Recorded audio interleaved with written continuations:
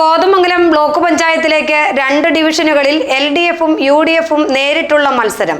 മറ്റു 3 ചതുഷ്കോണ മത്സരത്തിനാണ് കളമൊരുങ്ങിയിട്ടുള്ളത്. 11 ഡിവിഷനുകളിൽ ത്രികോണ മത്സരമാണുള്ളത്.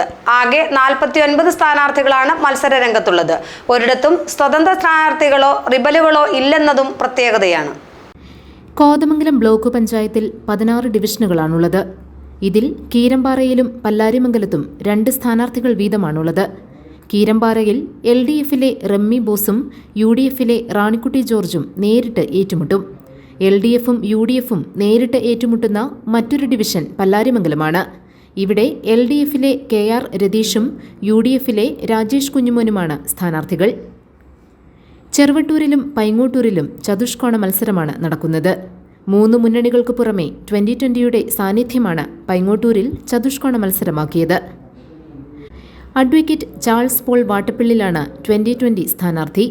BJP-യുടെ KG സജി, LDF-ന്റെ സന്തോഷ് ജോർജ്, UDF-ന്റെ സിജോ ജോൺ എന്നിവരാണ് മറ്റ് സ്ഥാനാർത്ഥികൾ. ചെറുവട്ടൂരിൽ SDPI-യാണ് ചതുഷ്കോണ മത്സരത്തിന് സാഹചര്യമൊരുക്കിയത്. അമ്പിളി Binu BJP, Khadija Babu SDPI, Vrindakumari UDF, സന്ധ്യ സുരേന്ദ്രൻ LDF എന്നിവരാണ് സ്ഥാനാർത്ഥികൾ. നെല്ലിമറ്റത്ത് AAP മത്സരത്തിനെത്തിയതാണ് സ്ഥാനാർത്ഥികളുടെ എണ്ണം 4 ആകാൻ കാരണം. MK Arjunan BJP, TM Prakash AAP, PM Siddique UDF, Riyas Thuruthal LDF എന്നിവരാണ് മത്സരിക്കുന്നത്. മറ്റ് 11 ഡിവിഷനുകളിലാണ് 3 മുന്നണികളുടെ സ്ഥാനാർത്ഥികൾ മാത്രമുള്ളത്. ഭൂതത്താൻകെട്ട് ഡിവിഷനിൽ Gracy Shaju BJP, Jiji Pulikkal LDF, Jessy Saju Punnakkal UDF എന്നിവരാണ് സ്ഥാനാർത്ഥികൾ.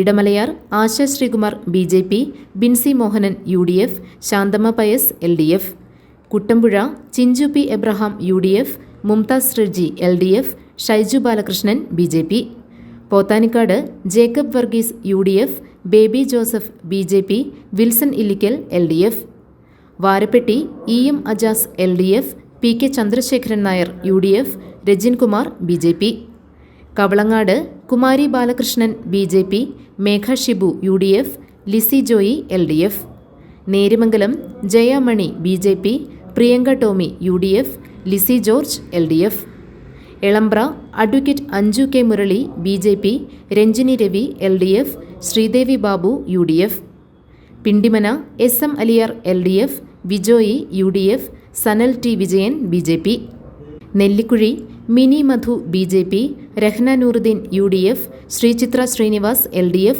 എന്നിങ്ങനെയാണ് സ്ഥാനാർത്ഥികളുടെ പട്ടിക.